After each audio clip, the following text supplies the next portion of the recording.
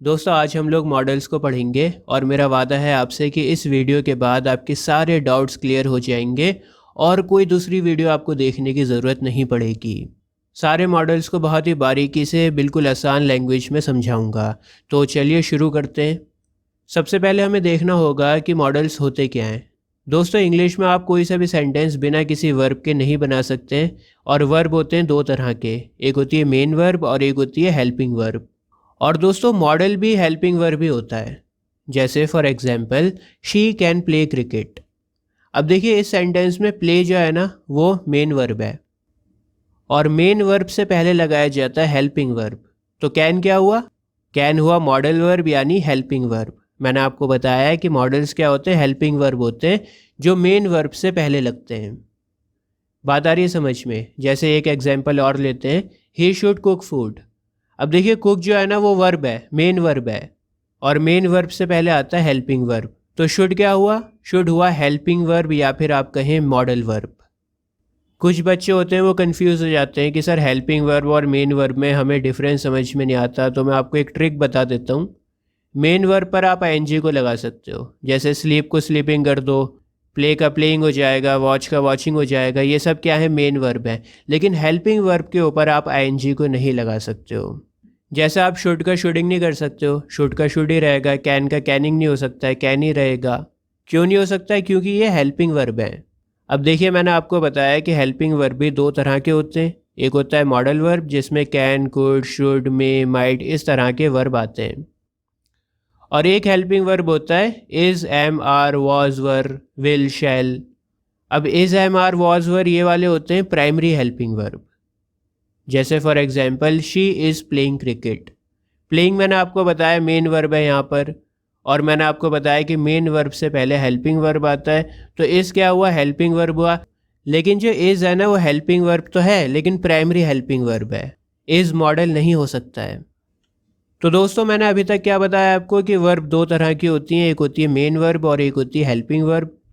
Helping verb भी दो तरह की होती है, एक होती है मॉडल हेल्पिंग वर्ब और एक होती है प्राइमरी हेल्पिंग वर्ब। तो आज की वीडियो में हम लोग मॉडल्स को पढ़ेंगे और एक ही वीडियो में आपका पूरा चैप्टर ख़त्म कर दूंगा। इतना आसान करके आपको समझाऊंगा। एक बहुत ज़रूरी बात भी आपको बतानी है लेकिन वो बात मैं आपको वीडियो के आखिर में बताऊंगा क्योंकि आपको कन्फ्यूजन हो सकता है। तो आखिर में हम लोग बात करेंगे, पहले कुछ कॉन्सेप्ट्स को क्लियर कर लेते हैं। सबसे पहले देखते हैं मे और माइट को। मे और माइट का पहला यूसेज होता है पॉसिबिलिटी का। जैसे for example it may rain today, आज बारिश हो सकती है। ये क्या है? पॉसिबिलिटी है, संभावना है, बारिश हो भी सकती है और नहीं भी हो सकती। अब मे और माइट में क्या डिफरेंस है? जैसे अगर मैं कहूँ इट माइट रेन टुडे, दोनों सेंटेंस सेम है, बस मे और माइट का फ़र्क है। तो मैं आपको बताऊँ, मे का यूज़ आप तब करेंगे जब पॉसिबिलिटी ज़्यादा हो। आपको दिख रहा है कि बादल बहुत ज़्यादा हैं और बारिश होने की पूरी पूरी संभावना है, तो आप कहेंगे इट मे रेन टुडे। लेकिन अगर आपको बादल नहीं दिख रहे हैं, आंधी वगैरह नहीं आई है, तो आप कह सकते हैं इट माइट रेन टुडे। मतलब बारिश हो तो सकती है, बरसात का मौसम है, लेकिन बारिश होने की संभावना कम है। तो जहाँ पर लेस पॉसिबिलिटी होगी वहाँ पर आप यूज़ करेंगे माइट और जहाँ पर ज़्यादा पॉसिबिलिटी होगी वहाँ पर आप यूज़ करेंगे मे। जैसे एक सेंटेंस है ही मे गो टू दिल्ली टुमारो, वह दिल्ली जा सकता है कल।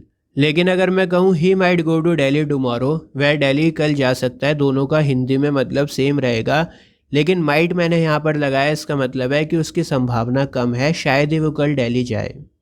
ठीक है दोस्तों, पहला यूसेज हमने पॉसिबिलिटी का देखा। अगर ज़्यादा पॉसिबिलिटी होगी तो मे यूज़ करोगे, अगर कम पॉसिबिलिटी होगी तो माइट यूज़ करोगे। दोस्तों मैं आपको बताऊं कि माइट का यूज़ ना आप पास के लिए भी करते हैं। जैसे for example Tina said that she might go there. Tina ने ये कहा था, पास की बात हो रही है, टीना ने ये कहा था कि वो वहाँ पर जा सकती है। तो पास का सेंटेंस है इसीलिए हमने क्या यूज़ करा? माइट यूज़ करा। बात आ रही है समझ में? जब पास का सेंटेंस हो तो मे की जगह पर आप माइट का यूज़ करेंगे।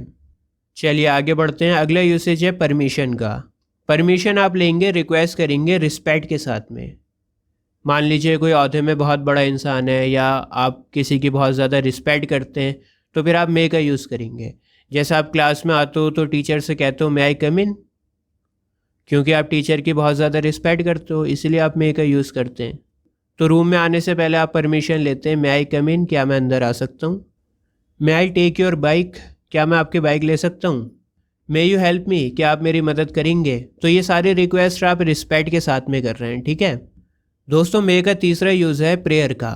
जब आप किसी को दुआएं देते हैं ना, तब भी आप मे का यूज़ करते हैं। जैसे for example, may you live long, जुग जुग जियो। May you enjoy marital happiness, ईश्वर करे कि तुम्हें शादी की खुशियाँ नसीब हों। तो मे और माइट का हमने यूसेज देखा। अब मैं आपको बताता हूँ कि मे का यूज़ आप पास में कैसे करेंगे। दोस्तों कोई सा भी मॉडल आपको पास में लिखना है, पास में उसको चेंज करना है सेंटेंस को, तो आप क्या करेंगे, मॉडल लिखेंगे, उसके बाद हैव लिखेंगे और फिर वर्ब की थर्ड फॉर्म लगाएंगे। ही मे हैव फेल्ड, वे फेल हो सकता था, पास्ट की बात हो रही है यहाँ पर। You might not have revealed the secret, तुम्हें सीक्रेट नहीं खोलना चाहिए था। ही मे हैव लेफ्ट येस्टरडे, वह कल चला गया होगा। अब देखिए यहाँ पर पॉसिबिलिटी बहुत ज़्यादा है कि ये काम हुआ होगा पास्ट में, लेकिन अगर कम पॉसिबिलिटी होगी तो मैंने आपको क्या बताया कि आप माइट का यूज़ करेंगे। आप इन्हीं सेंटेंस को माइट में लिख सकते हैं। अगर कम पॉसिबिलिटी है, आप लिख सकते हैं he might have left yesterday, he might have failed. Sentence का मतलब वही रहेगा हिंदी में, लेकिन माइट यूज़ करा है, इसका मतलब ये है कि पॉसिबिलिटी कम है, कम चांसेस हैं कि ये काम हुआ होगा पास्ट में। आगे बढ़ते हैं और अब देखते हैं कैन और कुड को। कैन और कुड का यूज़ होता है सर एबिलिटी के लिए। सबसे पहला यूसेज है एबिलिटी यानी योग्यता। जैसे for example, she can write English well, उसमें इतनी योग्यता है, इतनी एबिलिटी है कि वो इंग्लिश को लिख सकती है बहुत अच्छा, बहुत बढ़िया इंग्लिश लिख सकती है। तो ये उसके अंदर एक एबिलिटी है। आई कैन डू इट, मैं ये कर सकता हूँ, मेरे अंदर इतनी योग्यता है, इतनी एबिलिटी है कि मैं ये कर सकता हूँ। अब देखिए कुड का यूज़ होता है पास्ट के लिए।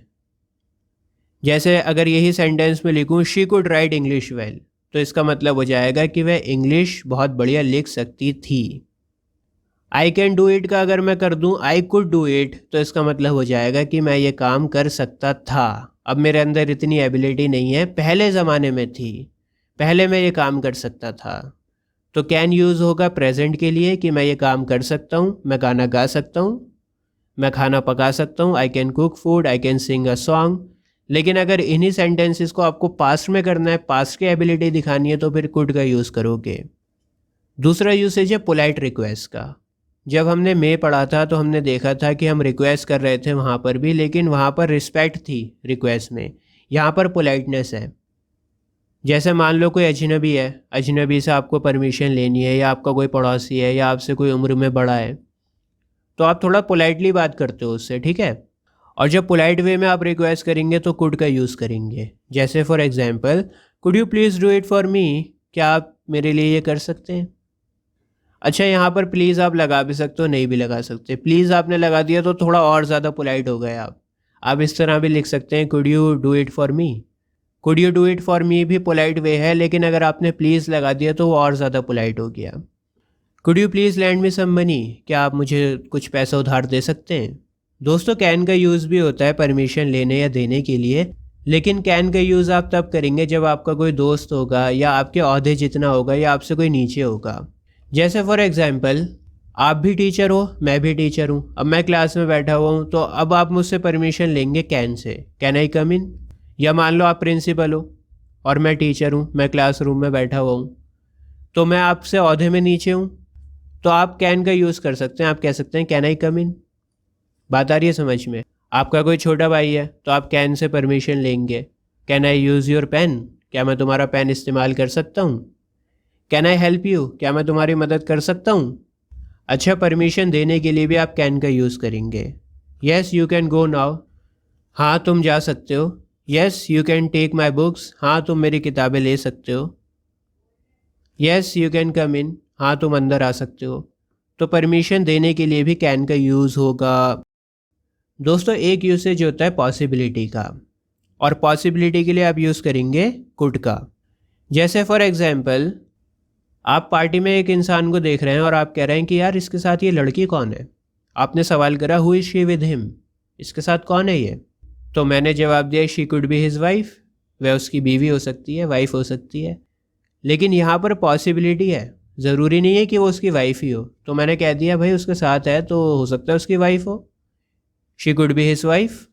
इसी तरह से एक सवाल और है, हाउ ओल्ड इज़ ही, वह कितने साल का होगा, अनुमान लगा रहे हैं आप दोनों मिलकर।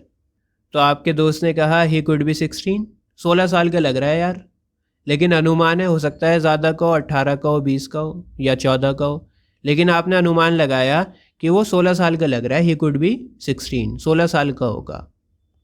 तो पॉसिबिलिटी के लिए भी कुड का यूज़ होगा। दोस्तों यहाँ पर पास में यूज़ होगा could plus have.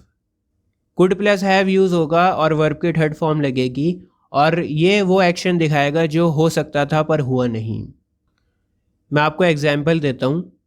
I could have revealed the secret, मैं राज को खोल सकता था। अब देखो मेरे पास ये ऑप्शन था कि मैं राज को खोल सकूं, लेकिन क्या हुआ, मैंने नहीं खोला। तो ये उस एक्शन को दिखा रहा है जो हो तो सकता था पर हुआ नहीं। You could have borrowed money, तुम पैसा उधार ले सकते थे।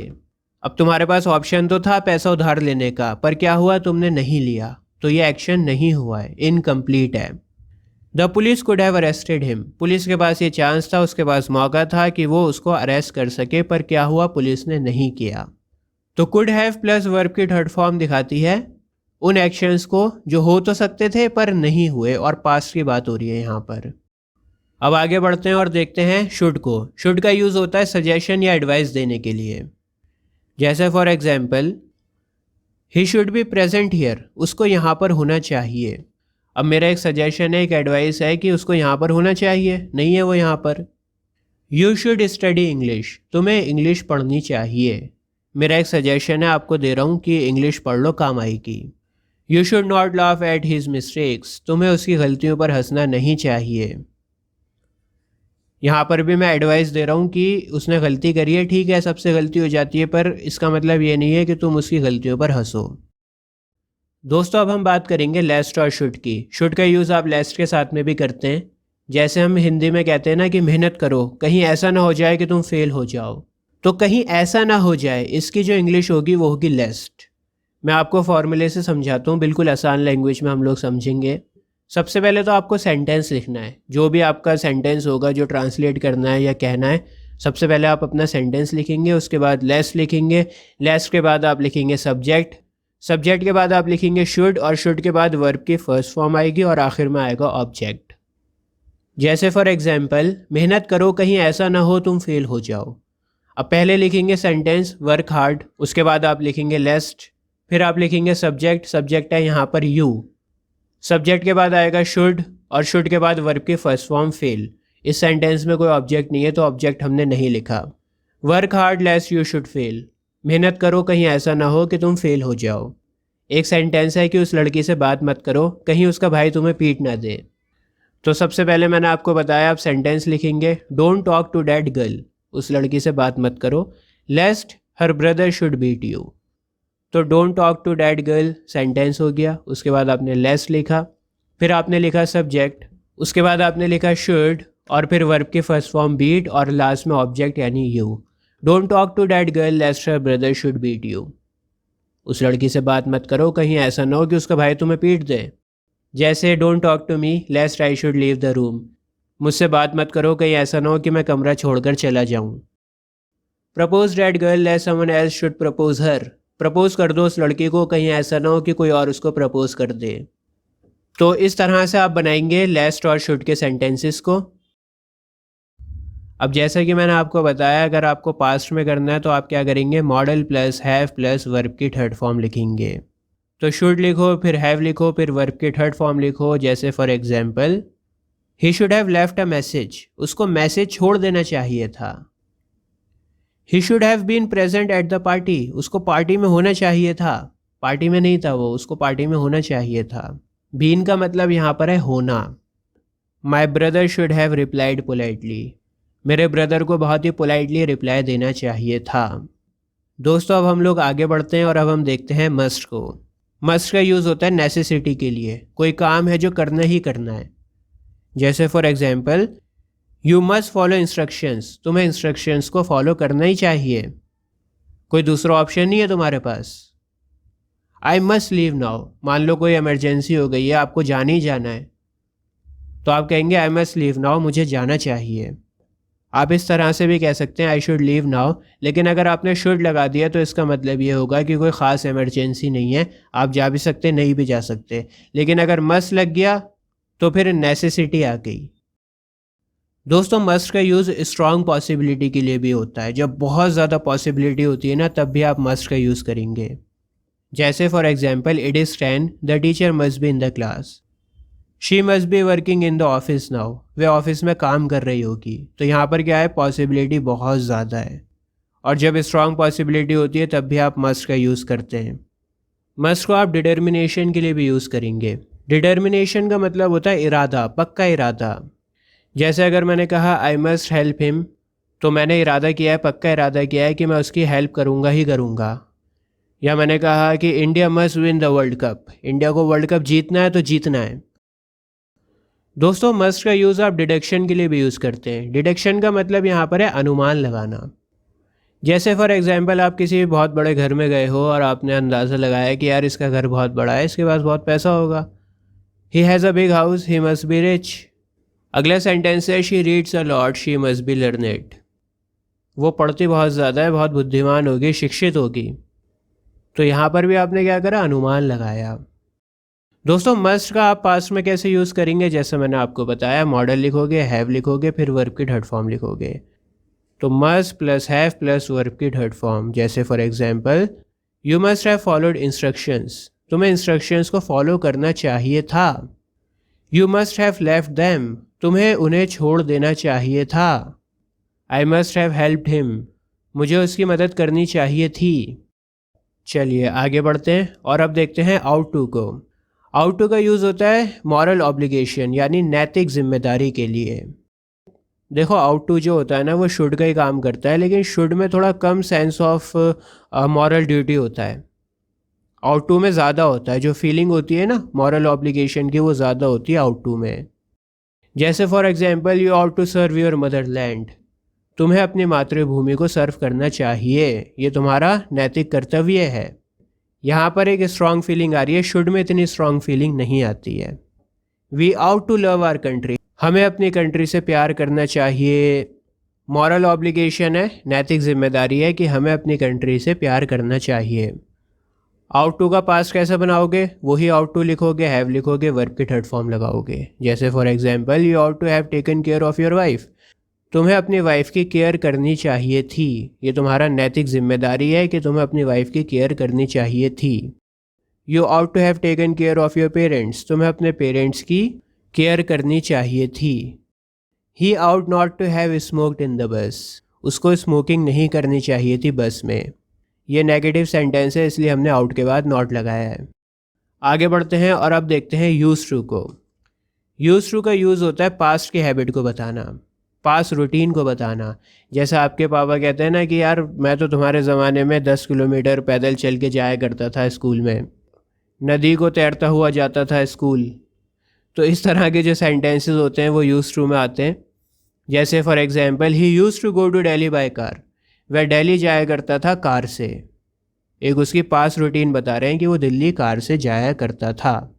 अब देखो अगर इसी सेंटेंस को आपको नेगेटिव करना है ना, तो दो तरीके हैं। एक तरीका ये है कि आप यूज के बाद नॉट को लगाओ, जैसे he use not to go to Delhi, वह दिल्ली नहीं जाया करता था, ठीक। और दूसरा तरीका यह है कि आप लिखो he did not use to go to Delhi. अब देखो ध्यान देना, यहाँ पर मैंने लिखा डिड नॉट, और जब डिड आ जाता है ना सेंटेंस में, तो फिर वर्ब की फर्स्ट फॉर्म आती है हमेशा हमेशा। यहाँ पर जो यूज्ड है ना वो यूज़ हो जाएगा। क्यों हो जाएगा, क्योंकि आपने लिखा है डिड। देखो इतना ज़्यादा डिटेल में मैं नहीं समझाऊंगा क्योंकि हम लोग मॉडल को पढ़ रहे हैं, लेकिन अगर आपको इसको समझना है ना बहुत अच्छी तरह से, तो आप मेरी पास्ट टेंस की वीडियो देखो, इतनी शानदार वीडियो है ना, मज़ा आ जाएगा देखकर। पूरे यूट्यूब पर इतनी आसान लैंग्वेज में टेंसेस किसी ने नहीं पढ़ाए जितने आसान लैंग्वेज में मैंने पढ़ाए। तो पास्ट टेंस वाली वीडियो देखना मेरी, उसमें मैंने आपको पूरा कॉन्सेप्ट क्लियर किया है कि डिड के साथ क्यों वर्ब की फर्स्ट फॉर्म आती है हमेशा। सारे डाउट्स आपके क्लियर हो जाएंगे। लिंक मैं डिस्क्रिप्शन बॉक्स में डाल दूंगा। और 20 लाख से ज़्यादा बच्चों ने फ़ायदा उठाया उन वीडियोस से, 20 लाख से ज़्यादा स्टूडेंट्स ने देखा उस वीडियो को। अब देखो एक सेंटेंस और बताता हूँ, he used to come here, वह यहाँ पर आया करता था, ठीक है, अफर्मेटिव सेंटेंस है। अब अगर इसका नेगेटिव करोगे तो आप ऐसे लिख सकते हो he use not to come here, एक तरीका तो ये है, या फिर आप लिखेंगे he did not use to come here, वह यहाँ पर नहीं आया करता था। इसी तरह से इंटेरोगेटिव सेंटेंस भी है। इंटेरोगेटिव सेंटेंस में क्या होता है, मॉडल पहले आता है और जब आप मॉडल को पहले लिखते हैं तो फिर क्या होता है, क्या वाला सेंटेंस बन जाता है। मैं इसी वीडियो में आपको इंटेरोगेटिव सेंटेंसेस के बारे में भी बताऊंगा, लेकिन हम लोग वीडियो के लास्ट में बात करेंगे इंटेरोगेटिव की। अभी थोड़ा सा आपको यूज्ड टू के बारे में बता रहा हूँ। तो इंटेरोगेटिव सेंटेंस में यूज्ड आप लिखोगे पहले और फिर आप अपना सेंटेंस लिखोगे used he to come here. एक तरीका तो ये है और दूसरा तरीका ये है कि आप डिड से सेंटेंस को स्टार्ट करोगे। Did he used to come here. अब डिड आ गया सेंटेंस में, इसका मतलब ये है कि आप यूज़ लिखोगे। आगे बढ़ते हैं और अब हम देखते हैं वुड को। वुड का सबसे पहला यूज़ है पोलाइट रिक्वेस्ट करने के लिए। Would you please give me a glass of water. क्या मेहरबानी करके आप मुझे एक गिलास पानी देंगे। Would you please help my son. क्या मेहरबानी करके आप मेरे बच्चे की मदद करेंगे। तो पहला यूज़ क्या है, पोलाइट रिक्वेस्ट का। दूसरा यूज़ है future in the past. Future in the past का क्या मतलब है, देखो कोई सेंटेंस ऐसा है जो है तो पास्ट का लेकिन बात उसमें फ्यूचर की हुई है। जैसे फॉर एग्जाम्पल उसने मुझसे कहा था कि वो मुझे पैसा दे देगी। अब देखो दो जगह इस सेंटेंस को आप डिवाइड करो। पहला वाला जो क्लॉज है वो ये कहता है कि सेंटेंस पास्ट का है, उसने मुझसे कहा था, लेकिन इसको साइड में करो। और दूसरा क्लॉज देखो, दूसरा क्लॉज क्या है, वो मुझे पैसे दे देगी। फ्यूचर की बात हो रही है कि पैसे दे देगी। तो दूसरा वाला क्लॉज फ्यूचर का है, पहला वाला क्लॉज पास्ट का है। लेकिन अगर हम इन दोनों सेंटेंसेस को जोड़ देंगे, इन दोनों क्लॉजेस को जोड़ देंगे तो ये पूरा सेंटेंस आपका पास्ट का बनेगा। पास्ट की बात हो रही है यहाँ पर। तो फ्यूचर इन द पास्ट का क्या मतलब है, जब पास्ट में फ्यूचर की बात हो रही हो वहाँ पर वुड यूज़ होगा। अगर आप टेंसेस जानते हैं तो आपको पता होगा फ्यूचर के लिए हम लोग विल का यूज़ करते हैं, लेकिन यहाँ पर फ्यूचर की बात हो तो रही है लेकिन पास्ट में हो रही है। तो आप लिखेंगे she told me dad she would give me money. उसने मुझसे कहा था कि वो मुझे पैसा दे देगी। अब ऐसा इसलिए हुआ है क्योंकि जो वुड है वो विल की पास्ट टेंस है। यहाँ पर जो वुड यूज़ हुआ है वो विल की जगह पर यूज़ हुआ है। जैसे for example I hope that he would पास। मैंने ये उम्मीद करी थी कि वो पास हो जाए। वो पास हो जाए फ्यूचर का सेंटेंस है, लेकिन मैंने उम्मीद करी थी ये पास्ट का है। तो इन दोनों को जोड़ोगे तो पूरा सेंटेंस पास्ट का हो गया। इसका मतलब है फ्यूचर इन द पास्ट। तो विल की जगह पर आप लिखोगे would. I hope that he would पास। दोस्तों वुड का यूज़ पास्ट हैबिट के लिए भी यूज़ होता है। जैसे हमने यूज टू का यूज़ किया था ना कि मैं स्कूल में जाया करता था, I use to go to school. इसी तरह से वुड का भी यूज़ होगा। आप कह सकते हो I would go to school, मैं स्कूल में जाया करता था। पास्ट हैबिट को दिखा रहा है, ये कोई काम है जो मैं किया करता था। Ramesh would cook food for me. Ramesh मेरे लिए खाना पकाया करता था। दोस्तों वुड का यूज़ आप कोरी कल्पना के लिए भी यूज़ करते हैं। कोरी कल्पना क्या होती है, कोई ऐसी कल्पना, कोई ऐसी इमेजिनेशन जो पूरी हो ही नहीं सकती। जैसे for example if I were a bird I would fly in the sky. इस सेंटेंस का मतलब है कि अगर मैं चिड़िया होता तो मैं आसमान में उड़ता। अब ऐसा पॉसिबल है क्या आप चिड़िया हो सकते हो? नहीं हो सकते हो। तो ये एक ऐसी इमेजिनेशन है जो पूरी हो ही नहीं सकती है।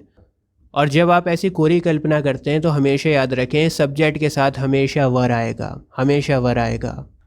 चाहे आपका सब्जेक्ट ही हो, शी हो, कोई नाम हो, आई हो, यू, वी, दे, कुछ भी हो, सब्जेक्ट के साथ वर आएगा। जैसे for example if he were you he would never trust her.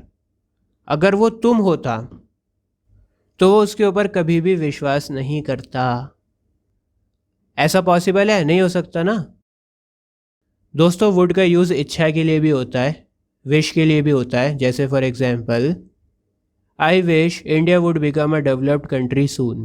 ये मेरी इच्छा है, मैं चाहता हूँ कि इंडिया बहुत जल्द डेवलप्ड कंट्री बन जाए। I would be glad to help you. मुझे बड़ी खुशी होगी तुम्हारी मदद करके, मेरी इच्छा है, मैं मदद करना चाहता हूँ तुम्हारी। I would like to play with you. मैं तुम्हारे साथ खेलना पसंद करूँगा, मेरी इच्छा है कि मैं तुम्हारे साथ खेलूँ। दोस्तों अब बात करते हैं नीड और नीड नॉट की। देखिए नीड का थोड़ा सा अलग रूल है। नीड में क्या होता है, आप मॉडल जब बनाएंगे ना नीड का, तो आप एफर्मेटिव सेंटेंस को नहीं बना सकते हैं। आप या तो इंटेरोगेटिव बनाएंगे या नेगेटिव बनाएंगे। अब ऐसा क्यों है? देखिए जब आप अफर्मेटिव सेंटेंस बनाते हैं, अफर्मेटिव सेंटेंस मतलब पॉजिटिव सेंटेंस बनाते हैं, तो फिर आपको टू लिखना पड़ता है, इन्फिनेटिव लगाना पड़ता है। जैसे for example I need to help him. ये सेंटेंस बिल्कुल करेक्ट है, बिल्कुल करेक्ट सेंटेंस है, लेकिन ये मॉडल नहीं है। यहाँ पर जो नीड है ना वो मेन वर्ब है। तो इसीलिए हम लोग सिर्फ इंटेरोगेटिव और नेगेटिव सेंटेंसेस को बनाएंगे, क्योंकि मॉडल्स में नीड का अफर्मेटिव बनता ही नहीं है, सिर्फ इंटेरोगेटिव और नेगेटिव बनेगा। तो किस तरह से आप लिखेंगे? Need I write a letter? क्या मुझे ज़रूरत है कि मैं लेटर को लिखूं? देखो, नीड पहले आ रहा है, मॉडल पहले आ रहा है, और मैंने आपको बताया कि अगर मॉडल से सेंटेंस स्टार्ट होगा तो फिर इंटेरोगेटिव सेंटेंस होगा, क्या से स्टार्ट होगा। तो इसका मतलब ये है कि क्या मुझे ज़रूरत है लेटर को लिखने की? Need I write a letter. He need not go there again.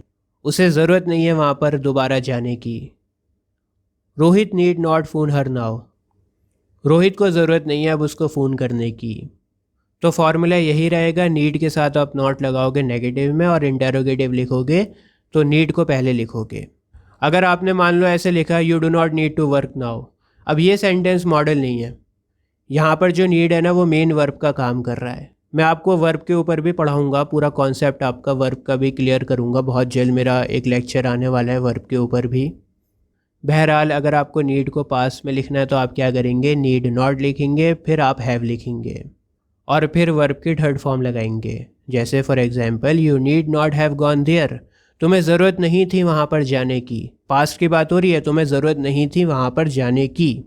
Rohit need not have phone her yesterday. Rohit को ज़रूरत नहीं थी उसको कल फ़ोन करने की। दोस्तों, इसी तरह से डियर का भी हिसाब है। डियर में भी आप या तो नेगेटिव बनाएंगे या इंटेरोगेटिव सेंटेंसेस बनाएंगे, और डियर का यूज़ होता है हिम्मत दिखाने के लिए। जैसे फॉर एग्जांपल मुझ में कार चलाने की हिम्मत नहीं है। आई डियर नॉट ड्राइव कार। यहाँ पर कोई टू नहीं आया है और सेंटेंस भी नेगेटिव है। तुम में इंग्लिश बोलने की हिम्मत नहीं है। You dare not speak English. उसमें यहाँ आने की हिम्मत नहीं है। He dare not come here. तुम में गाना गाने की हिम्मत नहीं है। You dare not sing a song. अब अगर इन्हीं सेंटेंसेस को आपको इंटेरोगेटिव करना है तो आपको डियर से स्टार्ट करना होगा। जैसे फॉर एग्जांपल क्या उसमें क्लास में हंसने की हिम्मत नहीं है? Dare he not laugh in the class. क्या रमेश में गाना गाने की हिम्मत है? Dare Ramesh sing song. Dare you go outside now. क्या तुम में अब इतनी हिम्मत है कि बाहर जा सको? डियर ही से सो। क्या उसमें इतनी हिम्मत है कि वो ऐसा कह सके? दोस्तों, अब मैं आपको इंटेरोगेटिव सेंटेंसेस के बारे में बता देता हूँ। वैसे तो मैंने बता ही दिया था। आपको क्या करना है, सबसे पहले मॉडल को लिखोगे, उसके बाद सब्जेक्ट लिखोगे, सब्जेक्ट के बाद वर्ब की फर्स्ट फॉर्म लिखोगे और फिर ऑब्जेक्ट आएगा। जैसे for example should he speak English. क्या उसे इंग्लिश बोलनी चाहिए? शुड यहाँ पर आपका मॉडल है, उसके बाद ही आपका सब्जेक्ट है, स्पीक वर्ब की फर्स्ट फॉर्म है और इंग्लिश हो गया ऑब्जेक्ट। बात आ रही है समझ में? Could you play cricket. क्या तुम क्रिकेट खेल सकते हो? कुड से सेंटेंस स्टार्ट हो रहा है, मॉडल से सेंटेंस स्टार्ट हो रहा है। इसका मतलब है कि इंटेरोगेटिव सेंटेंस है, क्या वाला सेंटेंस है। अब देखो, अगर आपको WH फैमिली वाले सेंटेंसेस को बनाना है तो आप कैसे बनाओगे? WH फैमिली होती है why, where, when, how, who, whom. ये सब WH से स्टार्ट होते हैं, हाउ को छोड़कर, इसीलिए इन्हें WH फैमिली कहा जाता है। तो अगर आपको WH फैमिली के सेंटेंसेस बनाने हैं तो सबसे पहले WH फैमिली लिखोगे, उसके बाद मॉडल लिखोगे, उसके बाद सब्जेक्ट लिखोगे, उसके बाद वर्ब की फर्स्ट फॉर्म लिखोगे और लास्ट में आएगा ऑब्जेक्ट। जैसे for example where can she go now. वह अब कहाँ पर जा सकती है? तो वेयर हो गया WH फैमिली, कैन हो गया मॉडल, शी हो गया सब्जेक्ट, गो हो गई वर्ब की first form. Where can she go now, वह अब कहाँ पर जा सकती है। इसी तरह से कोई सा भी आप सेंटेंस बना सकते हैं। When could you play cricket. तुम कब क्रिकेट खेल सकते थे? व्हेन आपका WH फैमिली है, कुड आपका मॉडल है, यू आपका सब्जेक्ट है, प्ले वर्ब की फर्स्ट फॉर्म है और क्रिकेट है ऑब्जेक्ट। तो दोस्तों, उम्मीद है आपको मॉडल समझ में आ गए होंगे। बहुत ही आसान लैंग्वेज में मैंने कोशिश करी है आपको पूरा चैप्टर पढ़ाने की। और अभी आपकी स्क्रीन के ऊपर एक प्लेलिस्ट आ रही है, इस प्लेलिस्ट पर क्लिक करके आपको सारी ग्रामर्स की वीडियो मिलेंगी बिल्कुल आसान लैंग्वेज में। हमारी वीडियोस को ज़्यादा से ज़्यादा लोगों के साथ शेयर करें। पढ़ेगा भारत तभी तो बढ़ेगा भारत। आज के लिए बस इतना ही। जय हिंद।